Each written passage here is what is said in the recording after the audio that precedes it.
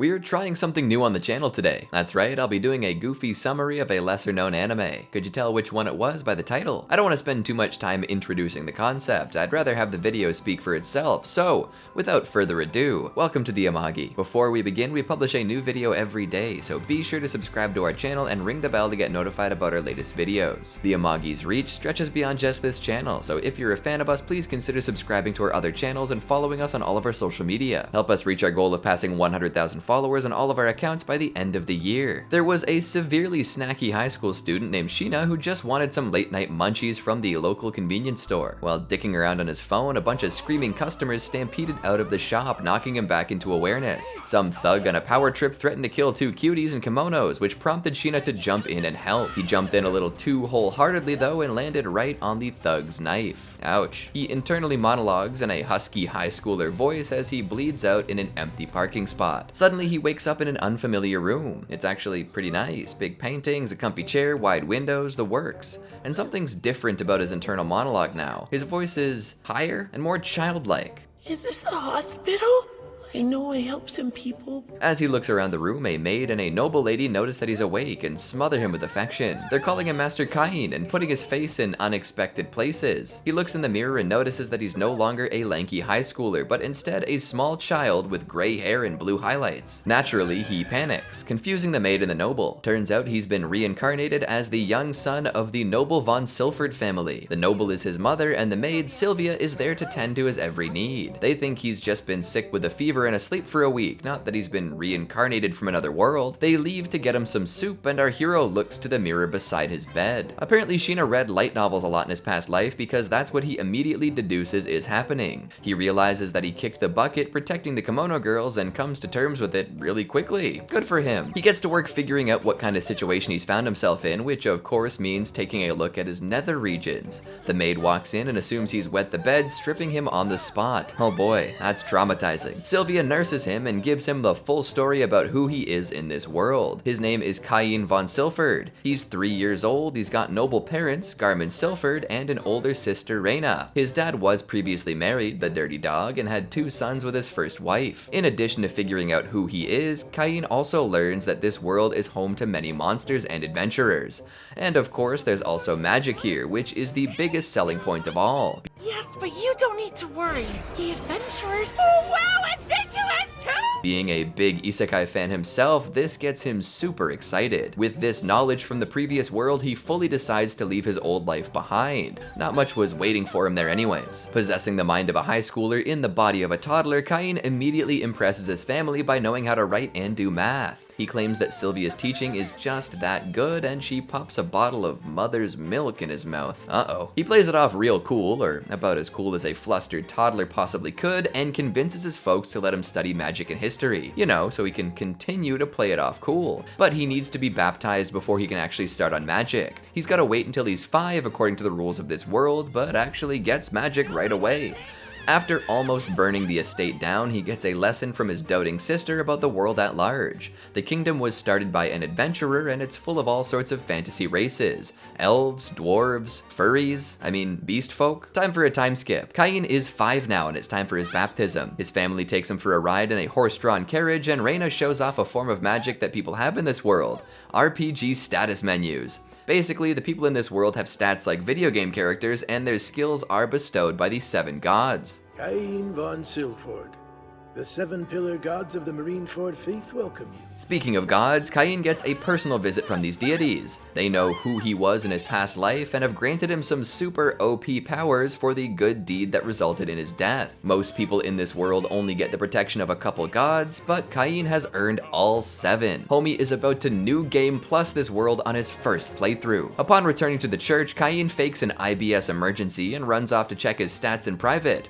His status screen looks a lot like something out of a MapleStory private server, with all of his stats completely off the charts. It's not easy to hide this, so his family ends up finding out. They tell him to keep it a secret or else the magic CIA might come down and put him under supervision. He finds a book on summoning and tries to bring something fluffy to calm him down, but instead summons a gigantic demon that tries to kill him. That's a skill issue. His sister and a cat girl are out walking the grounds and get caught up in this summoning fiasco. They scream, which reminds Cain of his convenience store experience, giving him the strength to fight against this monster. He gets slapped upside the head before sending it back where it came from and thinks he's gonna die again. It's a good thing he's big OP. He survives no problem and decides that he's gonna be an adventurer, just like the first king. A tutor is hired to help him along his way. Well, actually, 2 tutors. I suppose we could call them tutors. Ha ha ha ha ha. And speaking of things that come in twos, well, let's just say that this show has its fair share of fan service. We've got Millie and Nina, 2 D-rank adventurers with skills in swordsmanship and magic, respectively. Millie's a little over the top, while Nina flies a bit under the radar. It's a fun back and forth. Training kicks off, and Cain is better than the tutors expect thanks to the god's protection. My, what beautiful swordsmanship. He even quotes Naruto when they ask if he's really 5. Believe it! After blasting through the castle walls with his unreal skills, Millie and Nina take him outside of the castle to train. Papa Garm says that it's all good, but only if he's back before sundown. Doesn't want his youngest son turning into a pumpkin or anything. Cain continues to confound his tutors outside of the castle until a killer rabbit flies out of the woods. He claps it no problem and throws it into his item box. Nina finds some more enemies using her Call of Duty UAV kill streak, and Cain picks that up too. Before the end of their lesson, the Forest of Monsters is introduced. That night, Cain notices that his EXP has been given a wicked boost. Not that it really means anything to level up when your stats are already maxed, but hey, he panics and forsakes the gods who played this hilarious prank on him. Millie and Nina bring him to the guild, where they pick up a couple more missions from a dog lady. She tells him about some wolves in the area that need to be dealt with, which is kind of weird considering their shared canine ancestry. Some dude with stinky breath accosts the tutors, so Cain beats the stuffing out of him and his 2 flunkies. You guys both deserve a good spanking! Time for another time skip. Cain's 3 years of training with his tutors is up, and he wants to thank them before they mosey right along. Bro can just casually teleport now and hops right into the Forest of Monsters to craft his tutors a magic bag. He sends the guards into a frenzy because they think that his powers are the result of a monster outbreak. The ladies get their Ramona Flowers bags, which they think are national treasures. Little bro gets 2 kisses at once and can't handle himself. The green and red duo then leave, allowing Cain to grow up even more. After killing a dragon and getting a whole bunch of new and potentially secret revealing aliases, Cain takes a trip to the royal capital. He's 10 now and his sister's going off to school. He senses a bunch of monsters crushing some people, so he zooms off to solo the baddies, and solo them he does. He takes all of the dead soldiers and puts them into his item box, and then Papa Garm catches up. Garm finds out that Cain saved the Princess Telestia and her friend Silk, the Duke's daughter. He casts some sort of comforting genjutsu on the duo, and in classic isekai fashion, both of these lovely ladies fall in love with Cain immediately. They almost tear him in 2 and toss him into their carriage. And so the harem begins. Tellus and Silk continue to sparkle and insist that Cain refer to them informally. He can't handle all this female attention though and almost has a breakdown. His first weakness. They convince him to stay the night by worrying about monster attacks, and they push the beds together to snuggle with Master Cain. This is all well and good for the girls, but Cain is way too anxious to sleep and ends up staying up for multiple days straight. Did you get your beauty sleep? I slept great. Ugh.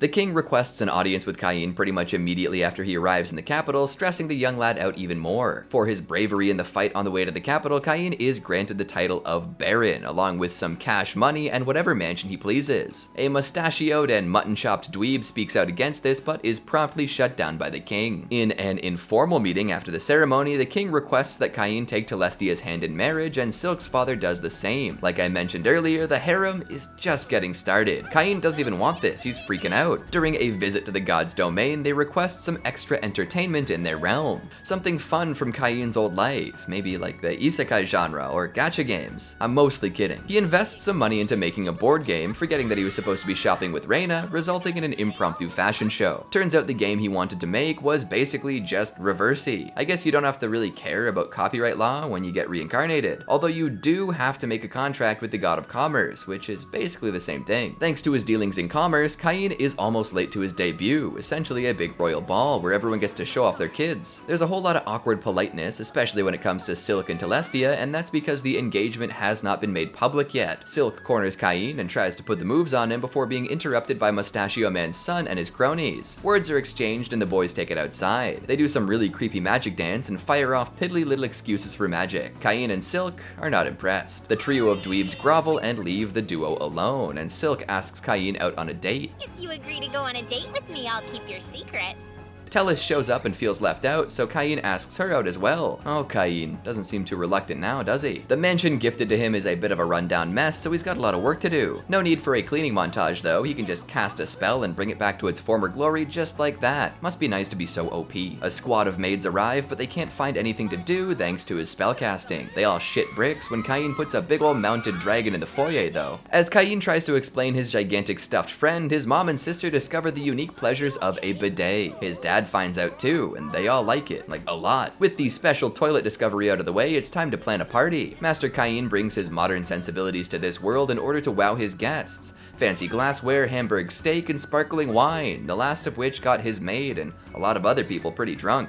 The king, with bitter tears in his eyes, demands to be invited to Cain's party as well. Party time. Cain toasts his guests and everyone has some Food Wars style foodgasms over the food. Speaking of gasms, the king and his wife really like the bidet as well. This earns him the highest possible compliment from the royal family. Mustachio Man shows up late and gets dunked on yet again, really establishing himself as an excellent heel. Cain kinda becomes the butt of the joke himself too. After dropping off a bunch of A-rank monsters to be sliced and diced for spare parts, the entire order of knights decides to spar with Cain. Right there!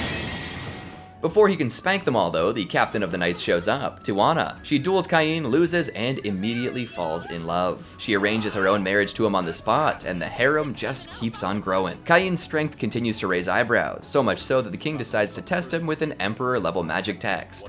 The first king turns out to be Japanese, so Cain can read this with ease, something that makes everyone else see him as pretty sus. He finally admits that he does have memories from his previous life, and that he's been super blessed up by the gods. The king just about hands the entire kingdom over, but Cain refuses because he really just wants to go on adventuring, and that's a-okay too, apparently. In my previous world, I had lost my parents and grandfather. This weighty moment is broken up by Tijuana showing up with a letter from her father that says that she's allowed to marry Cain. Oh boy, he just can't catch a break now, can he? What time is it? Time skip o'clock? Well, Cain turns 12 and can now register as an adventurer. He finds out that the first king was also an isekai reincarnate, but the king was brought to the magical land in his current form, unlike how Cain was reincarnated as a child. The Royal Capital's Guild HQ is even bigger than the one from back when Cain was training, but it has the same problem. Scruffy dudes who underestimate God mode reincarnates. This nonsense again. The meatheads get scared off by an A-ranker named Claude who takes a liking to Cain. Have we seen this guy somewhere before? He and his wife Lena encourage Cain to join a party, which leads to some goblin slaying accompanied by a very lovey-dovey Tijuana, of course. Some green lizards show up and Cain takes care of them with a stupid huge ice pillar, which, as it turns out, steals some work from Millie and Nina. The Vice Guildmaster doesn't believe that Cain took out all those green lizards by himself, but Tijuana's older brother, who just so happens to be Guildmaster, comes in for the save. Much groveling is done once it's revealed who Cain really is. Embarrassing. As a result of all the outrageous tasks he's completed over the years, the Guildmaster bumps Cain right up to A rank. A bit different than standard protocol, but who's gonna object? Tijuana implies that they've been doing the dirty deed, but her brother understands that she's just talking about questing, and while all this innuendo happens, the gods just laugh and laugh. They don't only laugh though, as it's revealed that the 8th god, Aaron, will soon break free of his captivity, and they need Cain to be strong enough to defeat him when that happens. Well, that's very exciting, don't you think? And with the big bad finally being revealed, I think I'll leave it on a bit of a cliffhanger. If you liked this video, make sure you let us know down in the comments and like and subscribe. If enough folks are interested, I'll recap the rest of the series. Thanks for watching. Peace.